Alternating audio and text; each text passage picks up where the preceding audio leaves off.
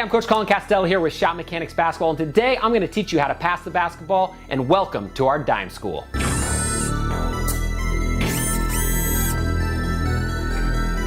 So in today's video, I'm going to teach you the ins and outs of setting up your teammates and getting those easy assists, because as a basketball player, the more you can facilitate for your teammates, the better you're going to be and the better your team's going to be. Now, before I jump into it, I also want to give you a little freebie. So you can click the link down below or the button above to get a free copy of my #1 scoring workout. This is going to change the way you think about your training and probably increase your scoring average overnight. So you pair that with the Dime School and you're going to be an unstoppable player. All right, so let's jump right into it and learn how you can drop some dimes today.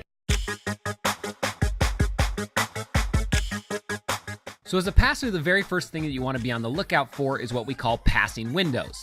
And a window is basically just open space that you can fit the ball through to get it to a teammate. Now, finding the windows isn't really the hard part, but knowing when to put the basketball through the windows can be a little bit difficult. So once you find a passing window, the next thing you need to do is analyze where your teammate's at and where they're moving to. Many times they're probably not wide open in the passing window, and so you've got to lead them through the passing window to where you want them to go. So next you have to analyze how you're going to throw your pass through the window. Now, a lot of times this is going to depend on where the defenders are at and how your offensive player or teammate is moving. Now, one handy trick, especially when fitting it in tight windows, is to throw a bounce pass that's low and bounces right by the feet of the defenders.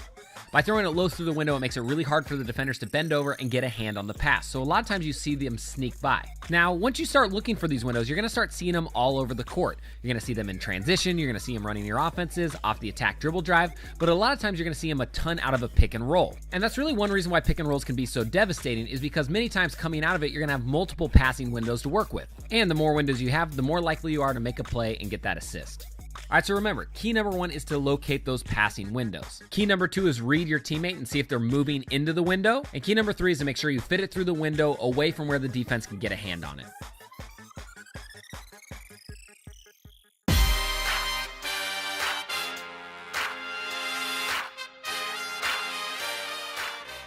Now, a lot of players don't realize that your eyes are one of the most powerful tools you have in your arsenal when it comes to setting up your teammates for easy baskets. And when you use them properly, it's actually incredibly easy to manipulate the defense to give you those open looks. Now, most of the time, a look-off works best when you have 2 offensive players and 1 defensive player in between them. So all you have to do is look at the player that you don't actually want to pass the ball to, and it's either going to freeze the defender or make them chase that player that you're looking at. And many times, even just a split-second freeze is the difference between an open finish and none. So check out on this play. As Schroeder begins to drive, he brings his eye gaze out to the three-point line.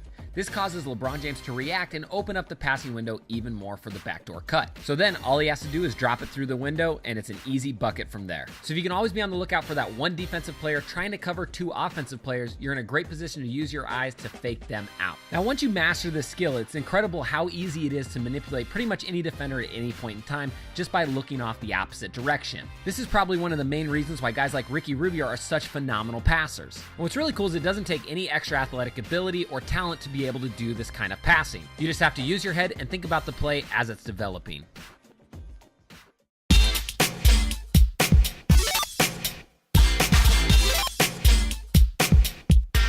Now, one major mistake that a lot of young players make when passing the basketball is that they're passing the ball to where their man's at, not where they're going. And because there's so much movement on a basketball court, it's really important that you're leading your teammate to that open area. That way they get a great look at the basket. So much like we talked about earlier with the passing windows, here to lead your teammate, you want to think about open spaces. And by that I mean open areas of the floor where there are no defenders, where your teammates are running to. Many times by targeting your pass to the open space instead of the open teammate, it's going to allow you to lead them just right so that they get a really great look at the basket. So one thing that can help is target a specific spot on the floor that you're going to throw the basketball to and just let your teammate run underneath it. Because if you can make it so your teammate doesn't have to slow down to catch the basketball, they're going to get that much better of a look. So lead your man and drop it on a spot, and you should be good to go.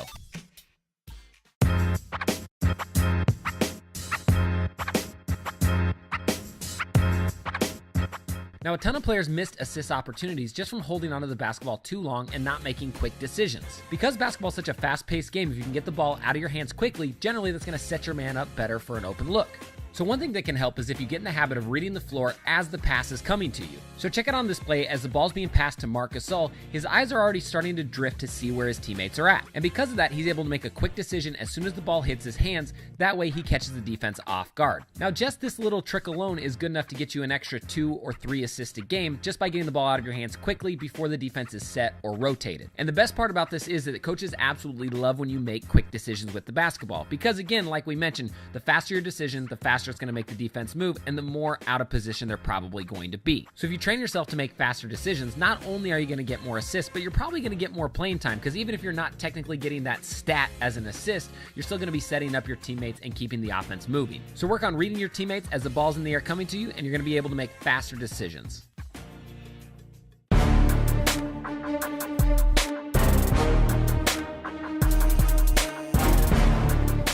All right, so next is probably one of the most overlooked things, and that's knowing your target. And by that, I mean being aware of what your teammates are good and bad at on the basketball court. So take this next play, for example. As Steph Curry drives in, he notices that he has Harrison Barnes wide open in the corner. Now, Harrison's a pretty good knockdown, wide open three-point shooter, so this is a great opportunity for an assist. But let's say the player in that position wasn't a good three-point shooter, it'd probably be better for Curry to take the layup. So just by knowing your teammates, you can actually figure out if a pass is a good pass or a bad pass, depending on their skill set. You know, are they good at catching the ball on the run? Are they good at finishing where you're going to give it to them? Those are all things you want to think about. So let's take this next play, for example. On the made free throw, Westbrook's going to take the ball out of bounds and chuck it deep down the court to Kevin Durant. Now, this is a great pass because number one, Kevin Durant's super tall, so he's going to be able to go up and get it. And number two, he's also great at scoring in transition, so it's another great look. But just think if it was somebody like Anthony Roberson on this play instead of Kevin Durant, it's probably not a pass that's going to be as high reward. And so with just this tip alone, you're going to be able to not only get more assists, but also limit your turnovers. When I used to play, I used to know that there were specific players that I couldn't throw specific passes to because they just weren't going to be able to catch the ball. So although a pass may look open, if your teammate doesn't have the skill, dexterity, or hand-eye coordination to catch the basketball, it's not a good pass to make. So think about your teammate's skill, and that's going to help you out a ton in determining what passes to make. All right, if this video helped you out, go ahead and pop that like button, then head to the comment section down below and let me know what sort of video you want to see next. This is a channel for the people, by the people, and I run pretty much everything off a request, so leave it down below and hopefully I can get to it. All right, if you're new to Shot Mechanics, welcome, and don't forget to subscribe down below because we put out videos every week and they're all going to get you better, I guarantee it. And you're also going to want to get that free scoring workout I talked about earlier. Button above, link down in the description below as well, because it's really going to kind of change the way you think about your training and probably increase your scoring average the very first time you use it. That's how powerful it is. Again, I'm Coach Colin Castell with Shot Mechanics Basketball. Thanks for watching, and until next time, splash on.